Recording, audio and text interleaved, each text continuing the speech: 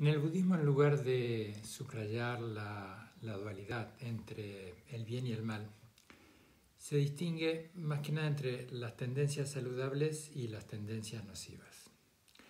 Las tendencias negativas refuerzan la sensación de separación entre mí mismo, entre uno mismo y los demás.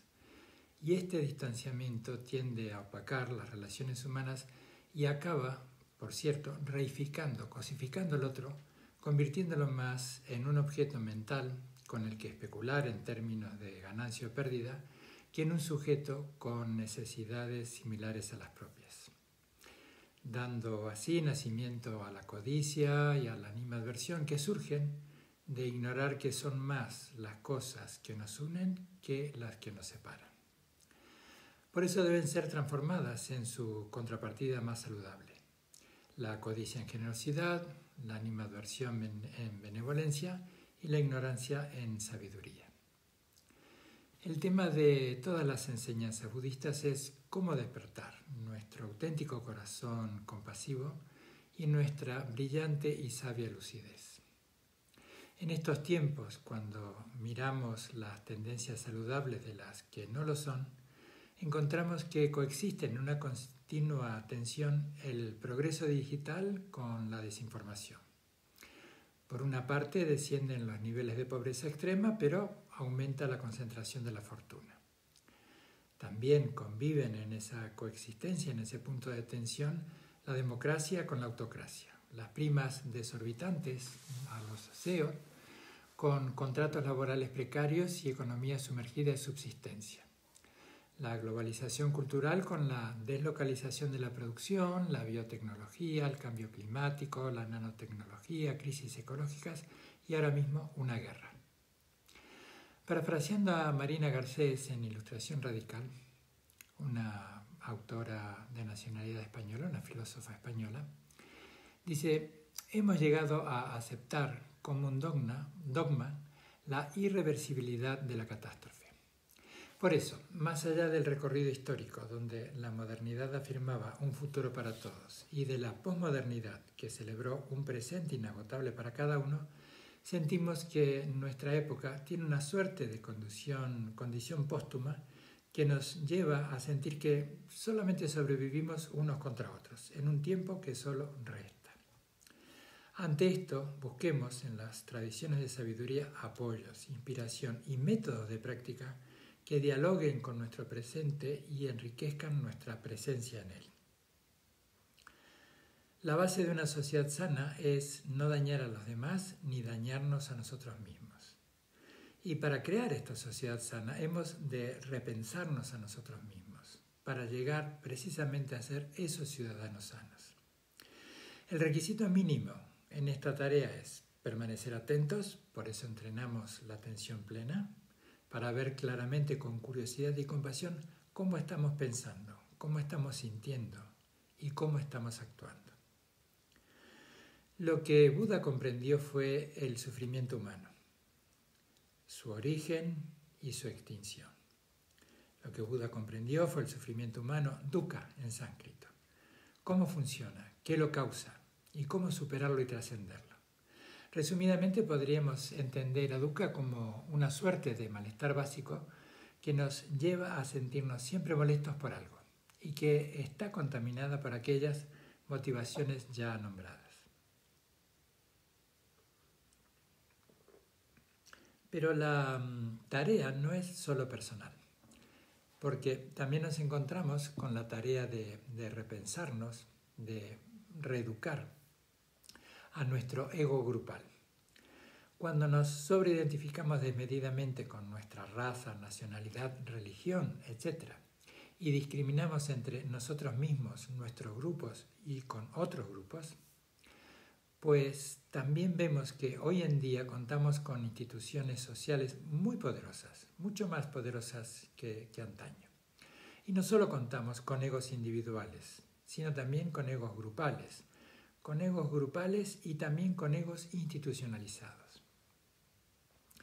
Al decir de David Lloyd, un maestro de la tradición Zen, maestro contemporáneo de nacionalidad norteamericana, desde esta perspectiva, parafraseando lo que él dice, lo que he leído de él, Desde esta perspectiva podríamos decir que el problema con las instituciones modernas es que tienden a cobrar vida propia bajo una nueva forma de ego colectivo.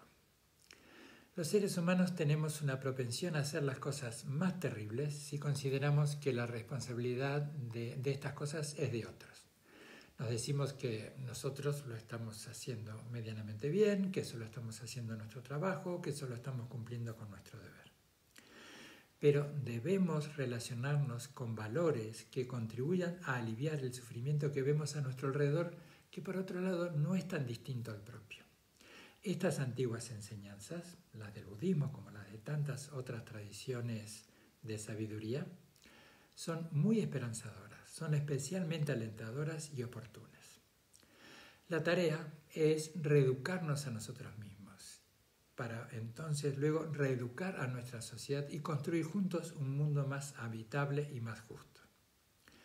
En nuestras sociedades contemporáneas, ya va más allá de Oriente y Occidente, en nuestras sociedades contemporáneas no siempre está presente el hacernos mejores a nosotros mismos más que en los habituales términos o en estos modelos últimos que han permeado nuestra sociedad, nuestros modelos de negocio, modelos productivos, sino que por el contrario se hace incluso hincapié en obtener más y mejores resultados y privilegios.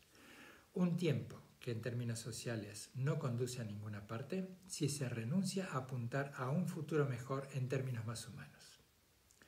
Cuando nos demos cuenta de que estamos cerrándonos a nosotros mismos, cerrándonos a nuestro propio grupo o a nuestra propia institución y a los demás, encontraremos en estas enseñanzas tradicionales cómo abrirnos y cómo participar. Desarrollar una vida vivible es la gran cuestión de nuestro tiempo. Volvamos a poner entonces esta vieja cuestión sobre la mesa, o en medio de la plaza, o en nuestras comunidades religiosas, en nuestras comunidades espirituales, en definitiva, en nuestra familia, en nuestra sociedad, en nuestro trabajo, en definitiva, allí donde estemos. Que una vida vivible es una vida digna. Y una vida digna es todo aquello por lo que podemos aún luchar, por nosotros y por aquellos que nos van a preceder, a suceder. Todas las enseñanzas del budismo recalcan la importancia de la comunicación y de las relaciones compasivas con los demás. Estas enseñanzas nos ayudan a ver que la percepción de un yo separado y aislado, así como la de un otro también separado y aislado, es un enorme malentendido doloroso que podemos dejar al descubierto para desprendernos de él. Encarar ese contraste fundamental entre altruismo y egocentrismo requiere coraje y firmeza, pues apunta al corazón mismo del camino espiritual y no da pie ni al engaño ni tampoco a actitudes defensivas. Es una práctica sumamente sencilla pero que cala muy hondo, muy profundo. El entrenamiento de la mente consiste en escuchar enseñanzas, reflexionar mucho sobre ellas y ponerlas en práctica. Las enseñanzas, ponerlas en práctica en sus dos aspectos. La meditación propiamente dicha y la práctica de esto que podemos llamar la meditación relacional.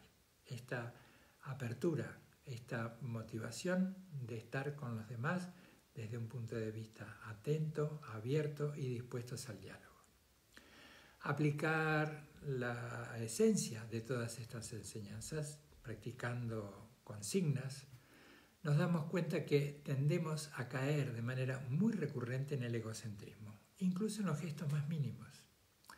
Esta tendencia está muy enraizada en nosotros y afecta a todas nuestras actividades, incluso los comportamientos que nos parecen más altruistas.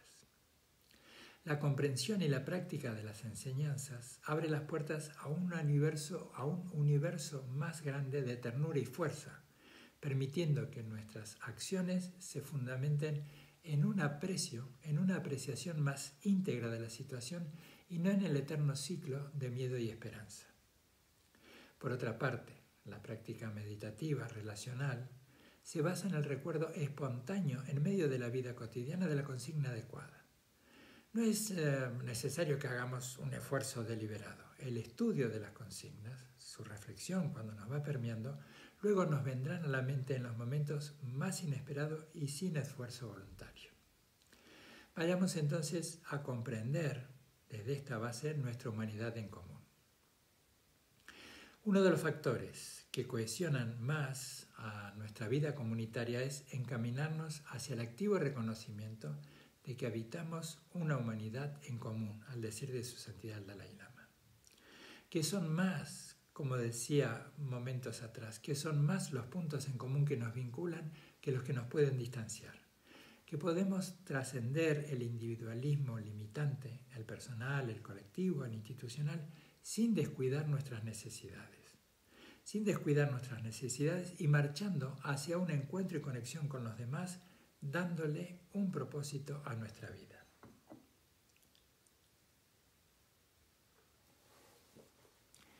Biológicamente estamos programados para responder a nuestro medio ambiente en términos relativamente sencillos.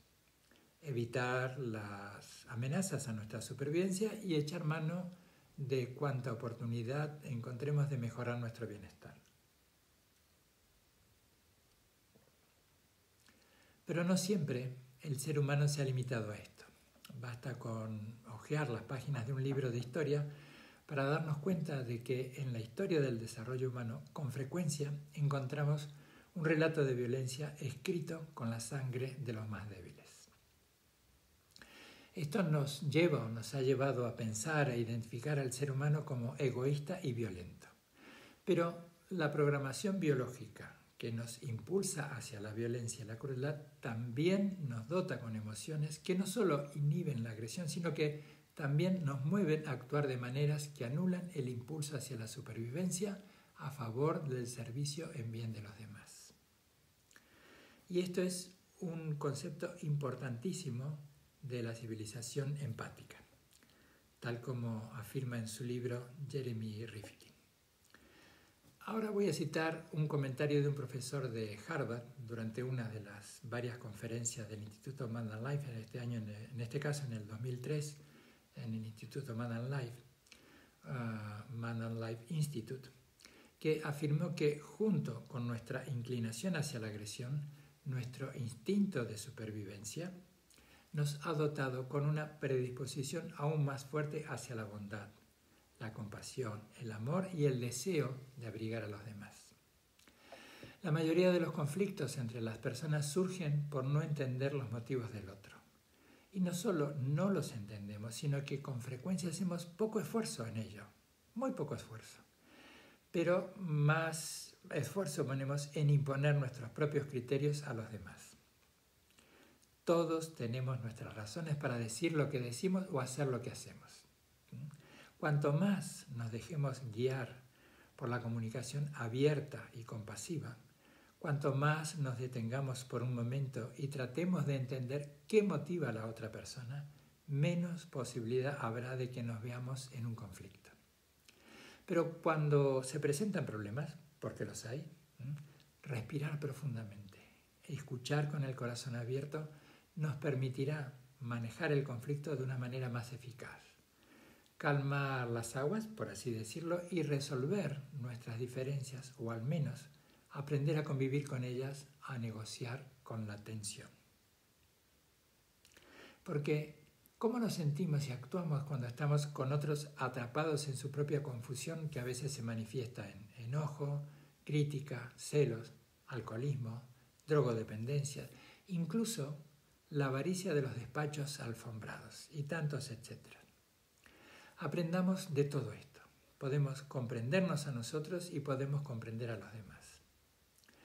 No hacer daño también incluye no ser agresivo en nuestras agresiones.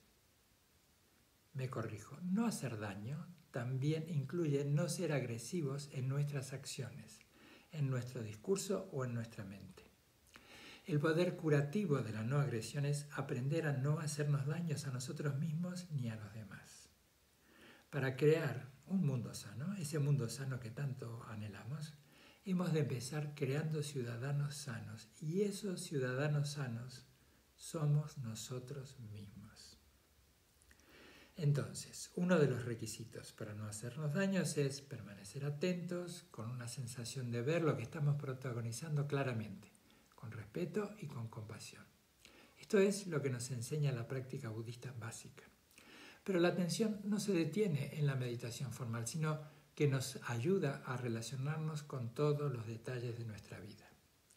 Relacionarnos honestamente con la inmediatez de nuestra propia experiencia y respetarnos lo suficiente como para no juzgarnos rápidamente, arbitrariamente, o dependiendo de los viejos hábitos de dañarnos a nosotros o dañarnos mutuamente.